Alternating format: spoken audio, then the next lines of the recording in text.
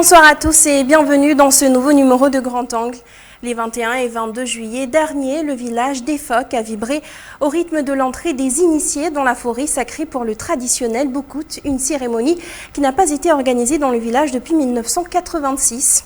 Et 37 ans après, Efok renoue donc avec cet important rite initiatique Diola. Des milliers d'habitants de la Casamance, mais également de la Gambie ou encore de la Guinée-Bissau ont convergé vers le village d'Efok, situé à 20 km d'Oussouye, pour assister à cet événement traditionnel où la culture adjamat était à l'honneur. Boukout à Efok, c'est un grand reportage de Pape Mokhtar Silane et Papis Dem.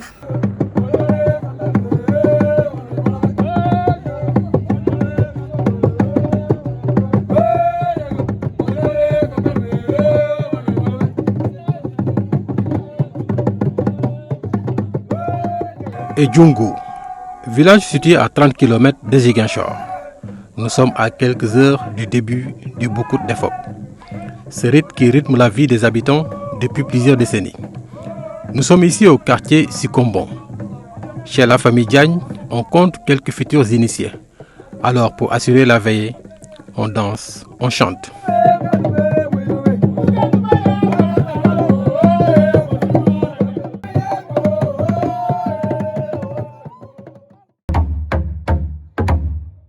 L'heure a sonné. L'appel du cabisseur renseigne sur l'importance de l'événement qui se prépare. C'est une annonce que tout le monde est prêt à sortir. Ça, c'est des jeunes qui sont natifs d'Efok, mais dont leurs parents sont d'ici. Là où se trouvent tes oncles, côté maternel, ils vont t'accompagner. Vous les accompagner. Une fois là-bas, on dit à leur papa, vos fils sont là. Prenez-les, on va les attendre à la maison. Ils nous reviendront comme ils sont partis. Ça, c'est le message qu'on va lancer.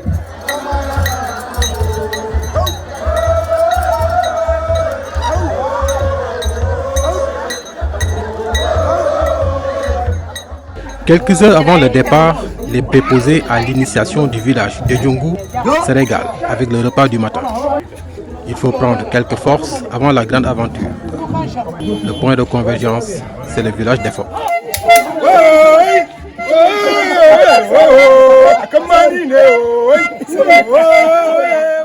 En ce jour d'initiation, tous les chemins mènent à Efok. Et pour y arriver, tous les moyens sont bons.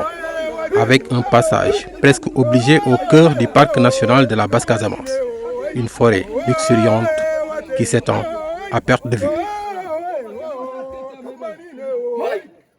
Ils viennent de partout, des villages de la Casamance, mais aussi de la Gambie ou encore de la Guinée-Bissau, comme ces jeunes de Kassolol.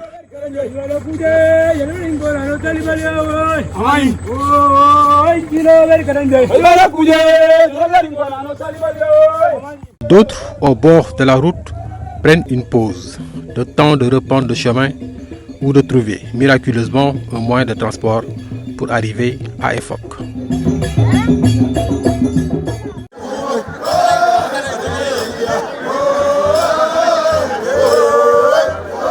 Et c'est déjà l'effervescence à Efok.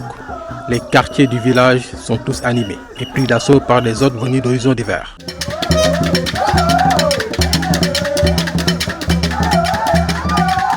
Un rassemblement de plusieurs milliers de personnes où la diversité de la culture diola est mise en exergue.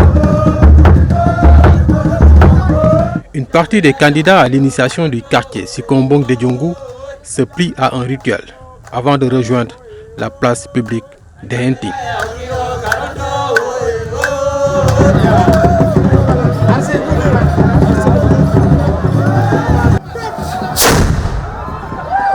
Ici, ils retrouvent leurs autres frères du village pour une première mobilisation, une sorte de présentation des Ambadj, futurs initiés.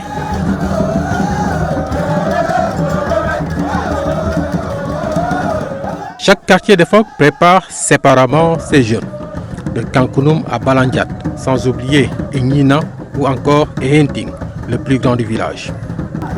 Ici, les garçons ne se sont pas encore rasés et dansent devant un public conquis. D'autres en profitent pour faire une démonstration d'invulnérabilité.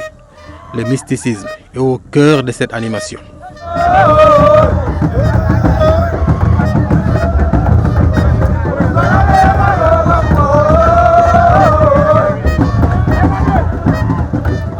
Au quartier Ngina, le rasage des jeunes est déjà acté. Et les Ambadj assurent l'animation sous le contrôle de leurs aînés initiés.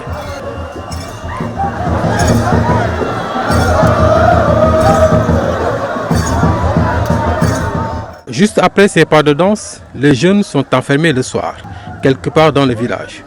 Coupés du monde, isolés et sans aucun moyen d'entrer en contact avec le monde extérieur jusqu'au jour J. Ce moment marque la retraite dans la forêt sacrée des phoques. Mais avant le grand rassemblement, ces Ambadj du quartier Ngina effectuent une autre danse rituelle devant le public.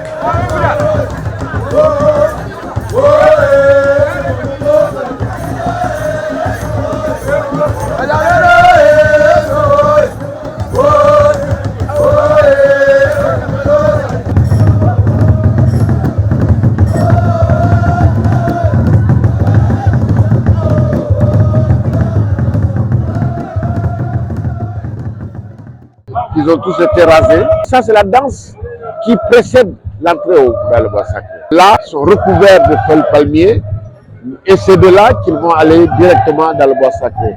Une semaine avant leur sortie, il y aura une cérémonie d'exposition, de démonstration. On va sortir les futurs initiés pour rassurer les femmes, les sœurs, les mamans qui ont été éloignées de leurs enfants et elles vivent naturellement une certaine inquiétude parce qu'elles ne savent pas. Même ambiance à la place publique des Henting. C'est ici que tous les jeunes vont se retrouver pour la procession vers la forêt sacrée. En temps de boucoute, les familles dépensent sans compter. L'économie de plusieurs années, histoire de mettre les petits plats dans les grands. Manger à volonté, mais également chanter à pleine voix pour danser divinement. Une triptyque devenue la règle lors d'événements importants chez les Diola. Au même moment, les tests d'invulnérabilité, souvent fréquents dans de pareilles occasions, continuent de plus belle.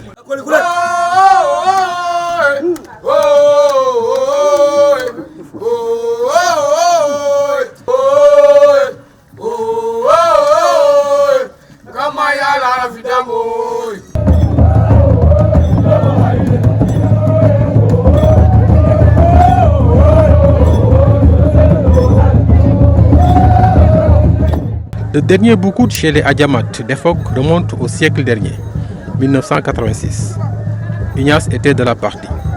37 ans après, l'heure est à la vague comparaison. Nous sommes avec une modération, la vie ça change. Autant, il y avait beaucoup de choses qui étaient tellement très sacrées. Maintenant, on nous banalise. Bon, pas banaliser, c'est-à-dire qu'on diminue. Parce que les gens étudient et les gens marchent aussi.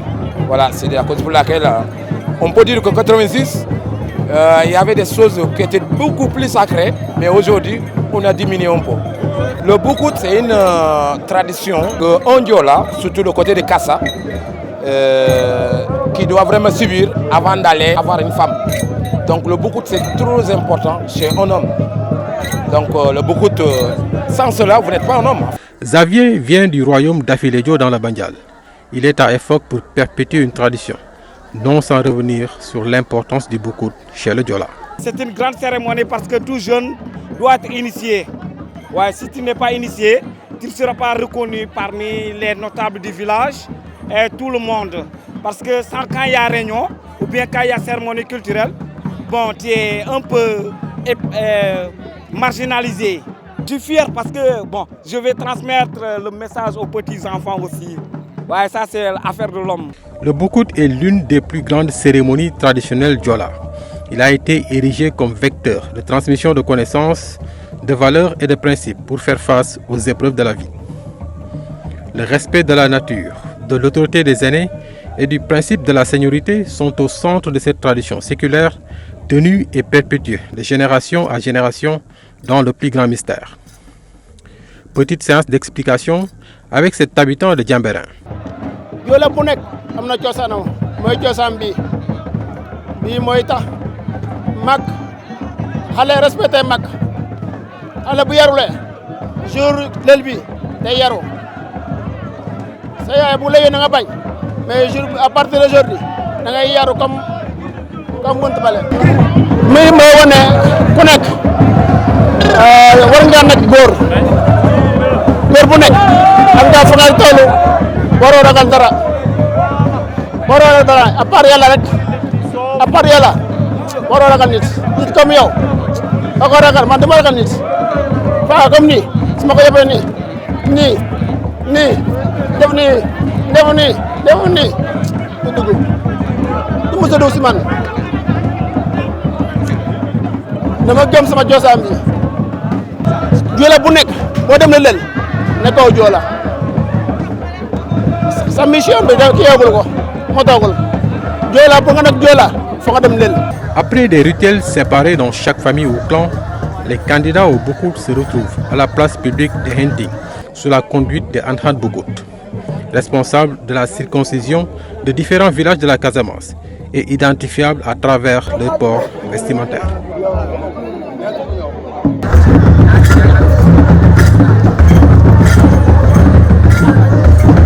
Les Anhat Boukout ont la charge de conduire les Ambadj dans la forêt sacrée. Ils sont écoutés et leurs directives scrupuleusement respectées pour un bon déroulement de l'initiation. Ils ont aussi la lourde charge de donner le tempo pour la marche vers la forêt sacrée. Un moment tant redouté par les parents des initiés, surtout les mères.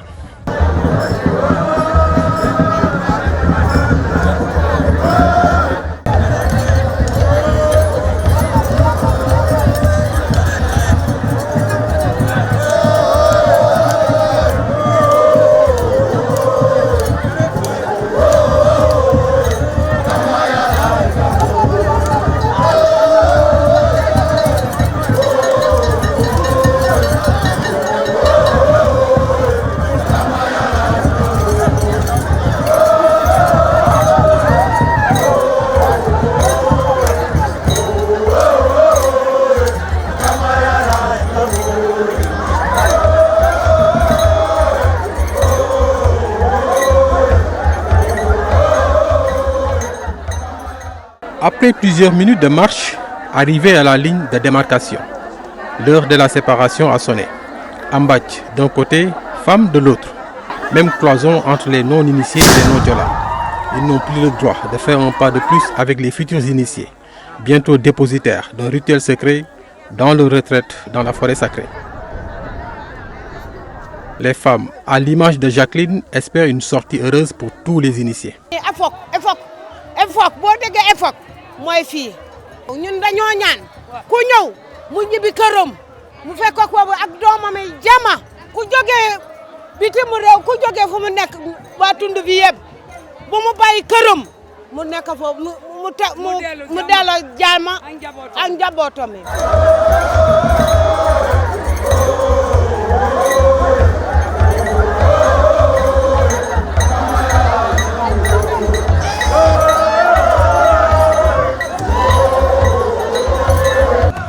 C'est le jour de sortie. De Ambadj, il passe à Akoule, après avoir pleinement vécu le rite du Boukout dans la forêt sacrée, institution traditionnelle de socialisation et de protection de l'identité diola. Pour revoir ces scènes de Boukout ici à Efok, il faut attendre au moins un quart de siècle, une autre génération, pour prendre rendez-vous avec ce qui constitue l'essence de l'identité diola.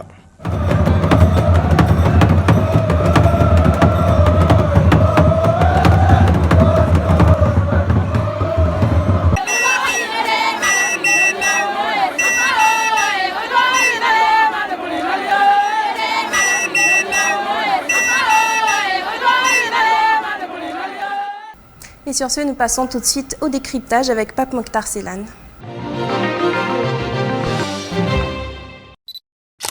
Bonsoir et bienvenue à ce décryptage dans Grand Angle. Comme vous le savez déjà avec le reportage qu'on vient de suivre sur le Boukout qui s'est passé à Efok, nous allons parler aujourd'hui de culture, tradition et tourisme. Et pour parler de tout cela, nous avons l'honneur et le plaisir d'accueillir sur ce plateau le directeur de la réglementation du tourisme, Philippe Ndiagaba. Bonsoir. Bonsoir. Bienvenue à ce plateau de décryptage. Merci de l'invitation. Ouais. En fait, on vient de suivre le Boucout à EFOC. Est-ce que vous avez une fois suivi une cérémonie de Boucout en Casamance? Oui, merci de l'invitation, comme je l'ai dit. Tout d'abord, dire que assister à un Boucout, c'est une chance. Parce que c'est des générations. Parfois un écart de 30 ans, un écart de 20 ans, 25 ans, ça dépend. Donc c'est avec plaisir qu'en 2011, moi je suis des îles du côté de Kafountine, l'île de Saloulou, que nous avons eu la chance et l'honneur en tant qu'initiés de vivre cette expérience du Boucout. Oui, effectivement. C'était comment? Bien. Formateur. Ouais. Mais en fait, ces cérémonies traditionnelles, on sait qu'il y en a beaucoup en Basse-Casamance. Mais est-ce qu'elles sont assez promues pour en fait tirer profit du côté des villes touristiques? Oui, il est heureux qu'enfin on ait une invitation sur la corrélation qu'on pourrait trouver entre ces cérémonies et l'aspect touristique. Parce qu'aujourd'hui, comme je le dis très souvent, que le Sénégal est connu en tant que destination touristique. Mais très souvent, nous avons vendu le Sénégal comme une destination balnéaire où il y a beaucoup de plages, des plages propres et tout. Mais le produit balnéaire est un bon produit, il faut le maintenir. Mais de plus en plus, si on veut vraiment nous positionner comme une destination compétitive, nous devons améliorer l'offre touristique. Et améliorer l'offre touristique, c'est travailler à sa diversification. Cela veut dire que nous ne devons pas seulement compter sur la plage. Nous avons la plage, c'est bien, mais il y a d'autres types de touristes qui ne se recherchent pas que la plage. Ils veulent vivre aux côtés de la population, vivre des expériences avec eux, manger ce qu'ils mangent, danser comme eux, connaître leur culture un peu plus. Donc, de plus en plus, les gens voyagent pour découvrir, voyagent pour se sentir utile, voyagent mais tout en respectant l'environnement. Et c'est pourquoi le tourisme culturel, qui est quand même un pan de tourisme très important, qui permet à un peuple de se singulariser. Parce que si nous vendons la mer, peut-être que d'autres pays qui nous entourent ont la mer, mais la culture sénégalaise, je pense qu'on ne la retrouve qu'au Sénégal. Et en Basse-Casamance, comme vous l'avez dit, il y a beaucoup de cérémonies initiatiques qui intéresseraient peut-être les Sénégalais eux-mêmes, parce qu'il y en a qui sont de Dakar, peut-être n'ont pas eu cette chance, ou bien ils sont de Tamba, ils n'ont pas eu cette chance, etc. Donc ces aspects pourraient intéresser les Sénégalais eux-mêmes, mais aussi intéresser les Occidentaux qui, pour certains, la première chance qu'ils ont eu de voir des images de l'Afrique, c'est des images de pauvreté, c'est des images de guerre, c'est des images vraiment qui ne vendent pas la véritable Afrique. Donc aujourd'hui, si on a la chance de commercialiser ces types de produits, ça permettrait aujourd'hui de découvrir un aspect positif de chez nous. De changer la donne, quoi. Maintenant, la difficulté qui se trouve dans la commercialisation de ces affiches telles que les Boucout, etc., la difficulté elle est double. En tourisme, tout est planifié. L'activité touristique est planifiée à l'avant. Ça veut dire, si vous devez aller en visite quelque part, il y en a qui préparent leur voyage 2 ans avant, ou bien 6 mois avant, ou 1 an avant. Tu dis, dans 2 ans, je voudrais visiter tel pays, et tu commences à épargner, tu commences à se renseigner, etc. Ce qui fait que quand la date va venir, tu axes vraiment ton voyage par rapport à un événement précis, ou bien par rapport à un aspect précis. Mais nous, les événements culturels en Casamance, c'est la plupart des événements qui n'ont pas une date fixe. Cela veut dire qu'on ne peut pas dire qu'à partir d'aujourd'hui, le prochain Boucout, c'est telle date fixe. Les gens ne peuvent pas préparer leur voyage en conséquence par rapport à ça. Ça, c'est la première difficulté. La deuxième difficulté, le Boucout est enveloppé de tout un mystère où il y a 2 parties. Il y a la partie festive, les danses, etc. et autres qui se font avant que les jeunes n'entrent dans le bois sacré. Mais il y a la partie initiatique qui est la partie la plus importante, mais malheureusement qui est secrète. Et cette partie, on ne peut pas la commercialiser. Il entre, celui qui entre, mais il ressort et n'en parle plus, même si par accident il arrivait même que quelqu'un pétait le plomb et autres, mais jamais vous rencontrerez un bon Diola qui a fait le Boucout raconter ce qui se passe dedans. Exactement. Vous étiez récemment en Casamance et vous avez rendu visite au roi d'Oussouye, Sibelema Diédiou. Mais lui, est-ce qu'il est ouvert, par exemple, à une promotion de sa cour royale, comme on en connaît aussi en Casamance? Oui, effectivement, presque dans toute sur tous les sites internet qui parlent de la Casamance, vous voyez son image qui est commercialisée gratuitement. Et il reçoit à bras ouverts, les gens vont le visiter à tout moment. Mais moi, la chance que j'ai eu un peu en Casamance, je suis de Kafountine, comme je l'ai dit, la commune de Kafountine, département de Bignona, où j'ai grandi, j'ai fait toute mon enfance. Mais j'ai eu la chance d'étudier à Ziguinchor, département de Ziguinchor. Et comme par magie, je suis allé embrasser le métier d'enseignant comme professeur d'espagnol au lycée. Et j'ai eu à faire un passage dans le département de Oussouye. Donc ce qui fait qu'en tant qu'enseignant, j'ai eu à avoir des contacts avec le roi. Ce qui a fait que j'ai atterri au ministère du Tourisme. On a continué à garder les mêmes liens. C'est cette année que j'ai eu la chance enfin de participer à la fête du roi de Oussouye, qui est le Khoumobel, qui est vraiment une fête sur laquelle on n'a pas assez communiqué. C'est une fête que les autres Sénégalais gagneraient à connaître, mais une fête aussi qui pourrait être commercialisée au niveau international. Mais comme je l'ai dit, c'est un problème de date, mais on sait plus ou moins que cette fête elle se tient à la fin du mois de septembre, début du mois d'octobre. Mais peut-être qu'aujourd'hui, avec l'engouement que ça prend, j'ai même vu que ça a été, ils ont innové un peu. Maintenant, il y a des stands, il y a des spectacles qui se tiennent, il y a du grand public qui vient. Donc, de plus en plus, il faudrait la professionnaliser. La partie initiatique, elle reste la partie initiatique, personne n'y accède, seuls les initiés. Mais la partie festive, on doit pouvoir l'organiser pour mettre les gens mieux à l'aise, que ça soit vraiment une partie qui permettait à la population, de façon générale, et à tous les Oussouyois, d'en faire une activité commerciale. Exactement. Parce que dans la plupart de nos activités culturelles, on reçoit les étrangers et on leur donne à manger de fond en comble. C'est-à-dire on loge les étrangers, on leur donne à manger et tout gratuitement. Ce qui fait qu'à la fin de la fête, la population s'essouffle financièrement. Et généralement, c'est des fêtes qui coïncident avec l'ouverture des écoles, et aujourd'hui la vie est devenue chère. Donc de plus en plus il faudrait, dans le cadre du tourisme, parce que je le dis souvent, le tourisme c'est ça occasion des dépenses. Il faudrait que celui-là qui va pour découvrir soit prêt à payer pour le transport, soit prêt à payer pour son logement, soit prêt à payer pour se divertir et soit prêt à payer pour sa nourriture. Quand c'est comme ça, à travers cette manifestation, mais il y a des retombées qui sont laissées au niveau de la population locale, et la population locale pourrait se servir de ça pour pouvoir développer une activité économique. Oui, on a parlé du royaume d'Oussouye, mais on sait qu'en Casamance, il y a beaucoup de royaumes inconnus du grand public. On peut parler de Sigana, on peut parler de Djivent, de Saoud, Kagnout, de même qu'au niveau d'Afiledio, au niveau de Namport. Oui. Mais est-ce qu'il y a une démarche dans ce sens pour promouvoir encore ces royaumes qui soient connus au même titre que le royaume d'Oussouye? Oui, vous savez, le tourisme étant une activité transversale, il n'y a pas que dans le tourisme qu'on pourrait vraiment travailler à articuler cela. Parce que la royauté en Casamance, elle est à être expliquée. Elle gagnerait à être expliquée. Parce que quand il dit en espagnol qu'il y a un roi à Oussouye, mais il comprend que le roi d'Oussouye jouerait les mêmes fonctions que le roi d'Espagne, par exemple. Alors qu'il y a une petite différence. Ici, c'est une royauté qui tire vers la temporalité. À la limite, c'est des rois prêtres, ou bien c'est des reines prêtresses. C'est-à-dire ils ont un fétiche qu'ils tiennent. Ils peuvent être des régulateurs sociaux, mais au-delà de ça, il y a l'aspect religieux qui domine.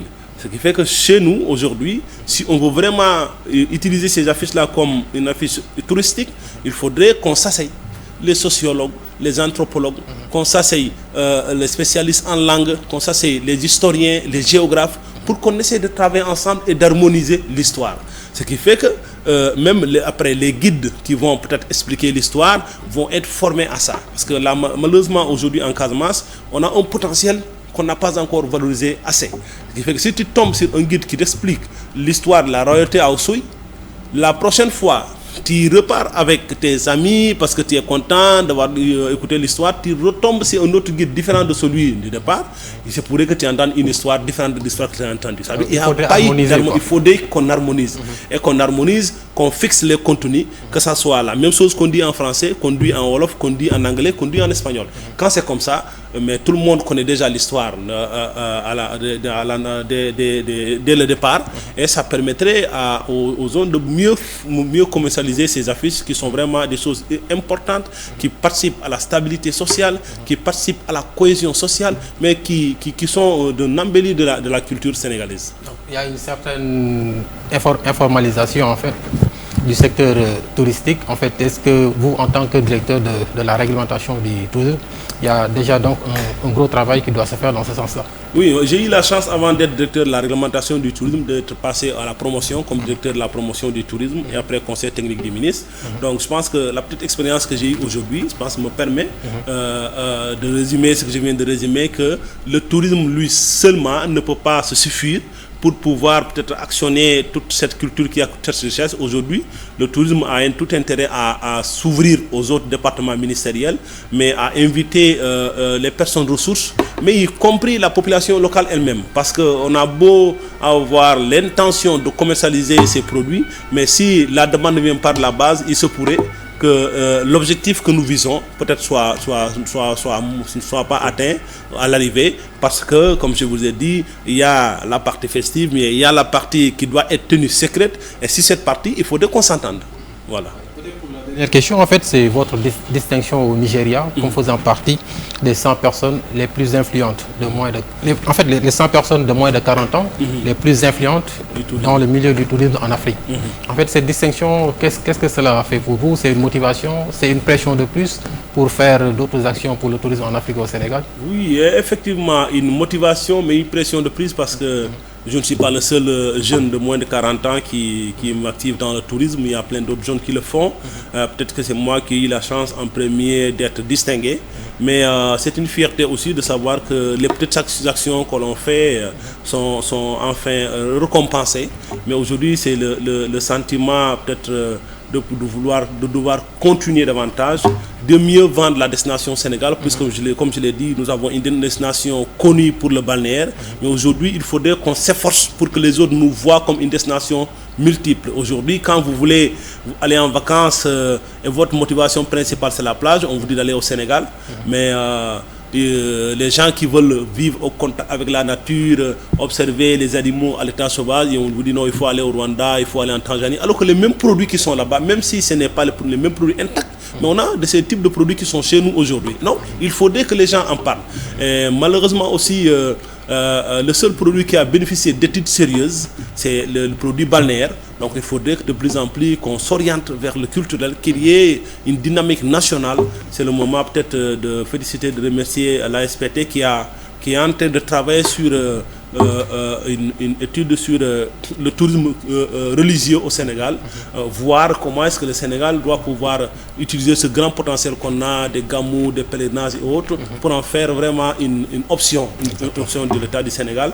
Donc aujourd'hui, c'est un sentiment de satisfaction, mais aussi un devoir de communiquer davantage sur le potentiel de la destination, mais d'inviter les autres jeunes qui sont dans le tourisme, qui ne sont pas encore dans le tourisme, de mieux se former, parce que le tourisme, c'est une activité scientifique, c'est une activité commerciale, donc on doit la connaître, on doit l'apprendre, on doit aussi voyager, et cela nous permet de partir des expériences déjà connues pour pouvoir peut-être permettre à la destination sénégalaise de se positionner comme une destination de référence. Exactement. Philippe Ndiagaba, merci beaucoup. Merci, c'est moi qui vous remercie. Je rappelle que vous êtes le directeur de la réglementation du tourisme. Oui. C'est la fin de ce décryptage. Merci beaucoup et à bientôt. Merci Pape Mokhtar Ceylan pour ce décryptage. Et puis une note de religion pour terminer ce soir. La Toussaint, fête de tous les saints, est célébrée chaque 1er novembre. Un événement religieux pendant lequel beaucoup de familles catholiques vont dans les cimetières pour se rappeler, se rapprocher ou encore se recueillir devant les tombeaux de leurs défunts. À Saint-Lazare, à De Béthanie, à Bel-Air ou encore à Palmarin, situé dans le département de Fatick, les familles en profitent pour vivre spécialement cette journée au cimetière ou à l'église. Le rituel est le même des prières pour ceux qui sont partis. Un reportage de Pape Malik Thiam et Kabirou Sissé. Les femmes s'y activent à corps perdu. La mort fait partie de la vie. Les hommes s'impliquent, s'appliquent. La Toussaint, c'est une fête de tous les saints. On ne les oublie pas, on prie pour eux à tout temps. Les jeunes également. Nous ne pouvons pas les abandonner juste parce qu'ils ne sont plus parmi nous. La symbolique, l'intérêt. On porte cette journée en faisant mémoire de nos fidèles défunts.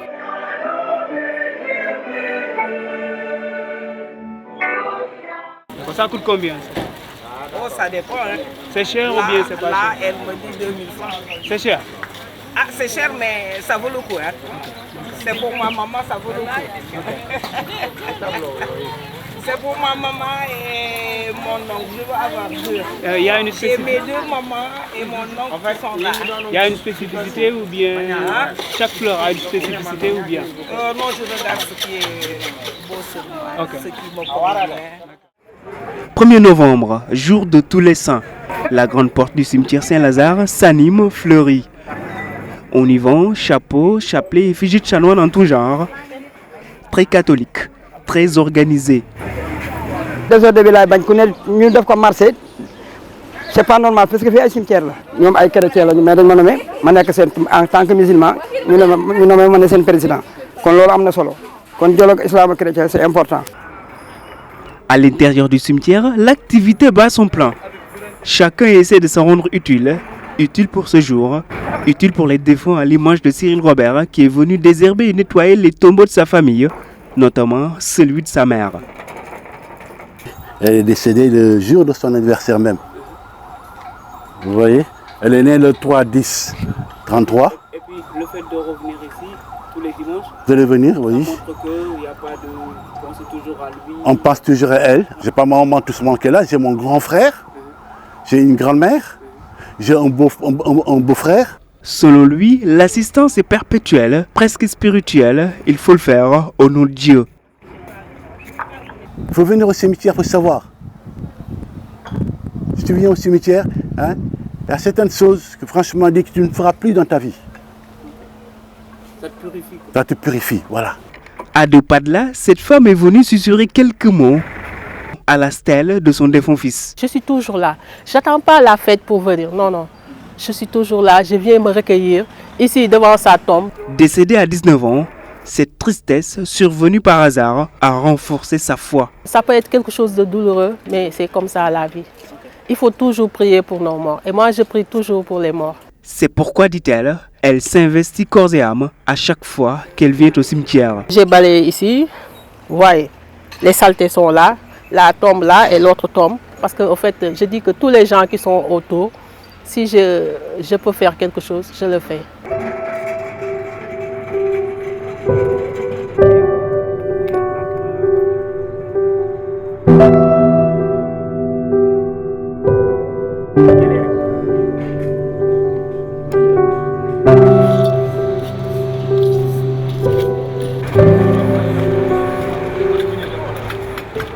Les fleurs, ça représente qu'on ne l'a pas oublié, ce mort.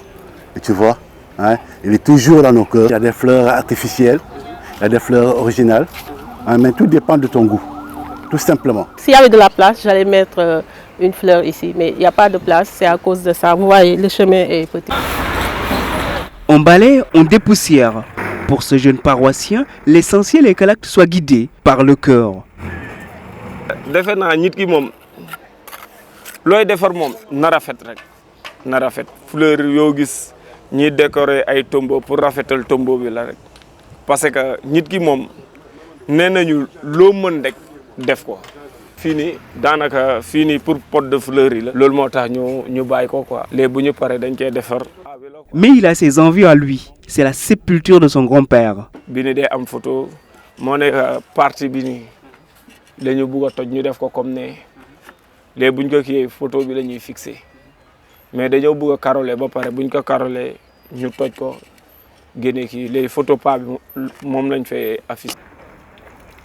instant nii gis nga finition bi laay eggali nii pour kii mais dañ ko bëgg a carolé mu mel tam comme yeneen tombeau yi comme ne nañ nit ki bu dee dañ ko war a jox respect te ku nekk fii nii bëgg na tam yow boo dee rek ñu defar la nii.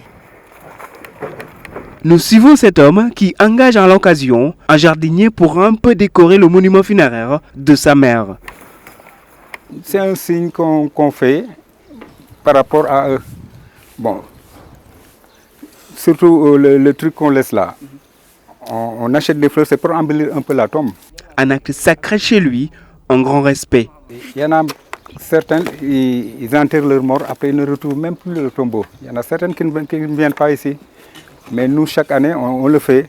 C'est un souvenir des morts. Et ce respect est cultivé aussi chez ses deux sœurs, venues pour le grand-mère. Nous allons leur apporter des fleurs, nous recueillir sur leur tombe, prier pour eux, pour le repos éternel de leurs âmes.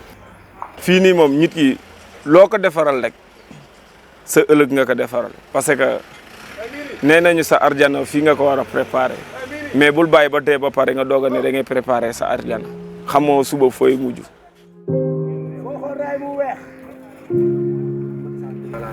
Au cimetière de Bel-Air, c'est le même engagement, balayage et désherbage en l'honneur de la Toussaint. Ici sont inhumés à côté de ce grand mémorial en souvenir des soldats morts pour la patrie, le premier président de la République, Léopold Sédar Senghor et sa famille, William Ponty qui fut gouverneur de l'Afrique occidentale française, ou encore l'ancien chef du protocole de la République près d'un demi-siècle, Bruno Diatta. Un lieu séculaire, symbolique, historique. Tous les citoyens qui ont des défunts ici, ils viennent rembellir leur tombeau. Vous voyez cette solidarité qui est là, agissante, réelle, que ce soit musulmans ou chrétiens, nous sommes tous là. Ceux qui demandent le mort, l'accompagner au cimetière, à l'enterrement et venir recueillir avec la famille. Donc cette solidarité-là, ça ne fait que renforcer la vie. En ce 1er novembre de la Toussaint, l'église de Palmarin, commune de 12 000 habitants dans la région de Fatick, appelle ses fidèles.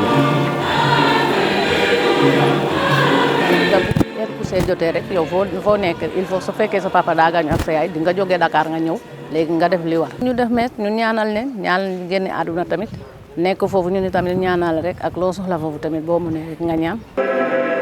À l'intérieur, les stalles sont à l'image du jour solennel.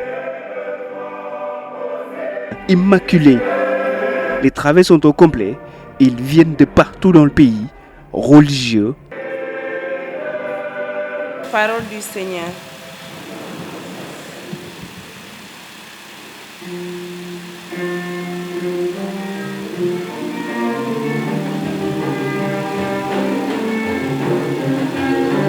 Louons Dieu sur terre à travers ce beau refrain. Dieu, nous te louons, Seigneur, nous t'acclamons dans l'immense cortège.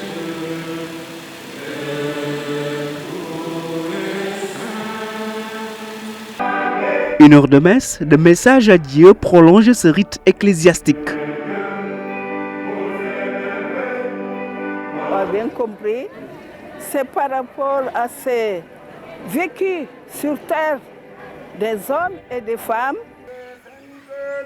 Dans les cimetières, tout le village s'est réuni autour d'une oraison. Le passage au cimetière veut dire qu'à l'occasion de cette fête, nous prions aussi pour tous les fidèles défunts, tous ceux-là qui attendent aussi de partager un jour la vie de Dieu et qui comptent sur nos prières et sur la miséricorde de Dieu. L'usage est exécuté par le curé en Beaumont.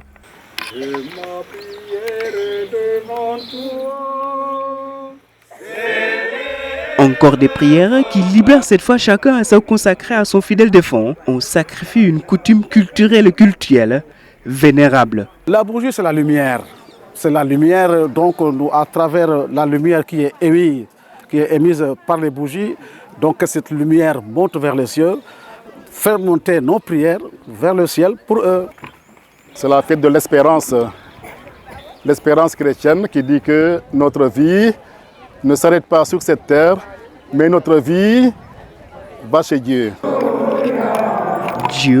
Dieu qui a pris ses morts, fortifie en même temps la foi de ses fidèles qui viennent embellir les cimetières chaque 1er novembre de l'année. Une date marquée dans la religion catholique qui sert à chérir nos chers par un geste fleuri, comme le 2 novembre, le jour de la fête des morts. Et c'est la fin de ce numéro. Merci à vous de l'avoir suivi. Comme toujours, nous vous laissons sur le cadrage, carte postale ou encore le sommaire du prochain numéro. Merci, à très bientôt.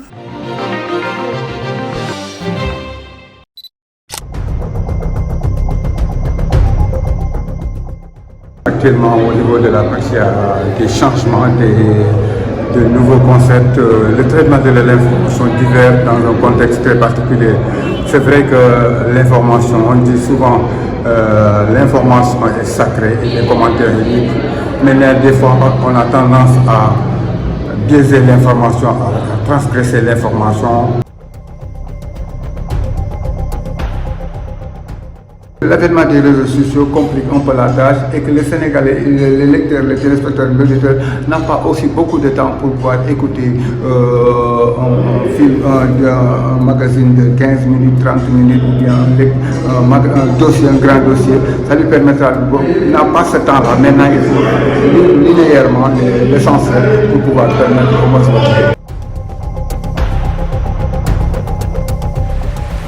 On a tendance à faire beaucoup plus de commentaires que le traitement de l'information.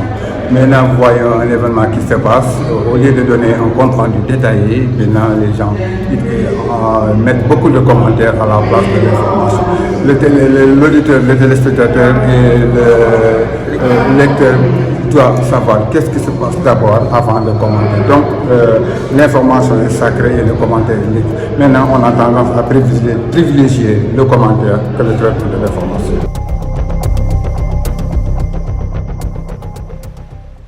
La politique, c'est le meilleur moyen de renchérir, d'être un homme riche, d'être un truc. Donc, si tu veux beaucoup d'argent, il faut être opérateur économique, il faut être commerçant, il faut être... Mais pour avoir de l'argent dans la profession, c'est seulement la passion qui te donne. Mais l'argent ne trouve pas dans l'information. Mais il faut faire ça par passion pour pouvoir au moins honorer ton métier. Maintenant, quand le journaliste se lève vers la politique, donc ça, le journaliste, le traitement qu'il aura à faire ne pourra pas concerner certains lecteurs, les auditeurs et les téléspectateurs. Il faut faire le terrain, mais ne pas rester dans la rédaction pour pouvoir bien faire. Le journalisme, c'est un métier passionnant. Il faut aimer ce métier pour pouvoir l'exercer. Mais si tu viens là pour les ressources, pour l'argent, c'est un métier passionnant qui a beaucoup de risques. Mais si tu veux créer une industrie, construire des immeubles, des étages, ne vient pas dans notre profession.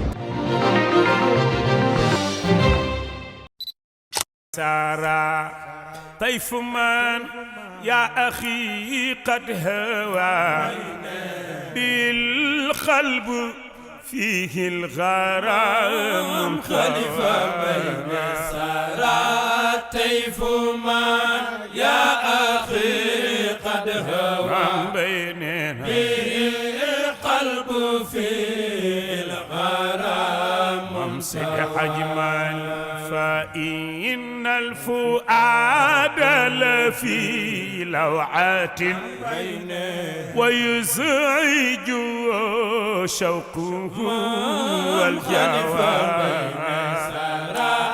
طيف ما يا أخي قد هوى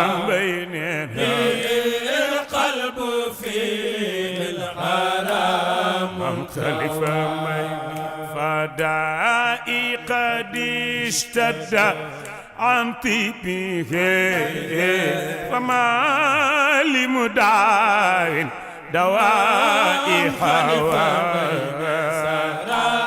طيف ما يا أخي قد هوى القلب في الغرام مختلفة فأين المفر إذا لم أجد فأين المقر الذي خفى طيف ما يا أخي قد هوى القلب في الغرام أمسك حجمالي فإني مشغوف قلب دانا لتذكار طيف جنان خليفة بين السارات طيف ما يا أخي قد هوى القلب في الغرام ممسد حجمالي فأين الشفيع الأسارى على سبيل الوداد ووعد الخوى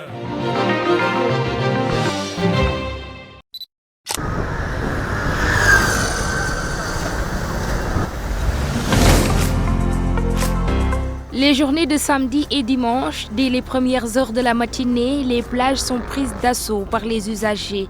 Une ruée qui va se répéter tous les jours durant la saison estivale jusqu'à devenir un rituel.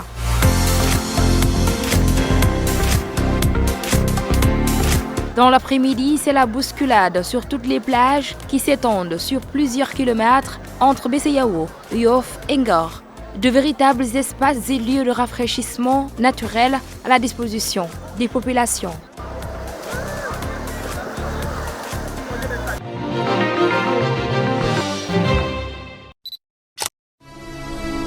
En annonçant la liste des 26 joueurs convoqués pour la rencontre amicale Sénégal-Cameroun, Aliou Cissé était loin d'imaginer que les deux équipes allaient partager le même groupe à la Coupe d'Afrique des Nations 2023. Rien ne changera les saveurs de ce match-là. Les Sénégal-Algérie, les Sénégal-Cameroun, les Sénégal-Nigeria. Écoutez, ce sont des matchs qui sont très plaisants. Et même s'ils feront partie, peut-être, je n'en sais rien du tout, de notre poule, ce match de lundi prochain sera très important pour les deux équipes au niveau de la préparation.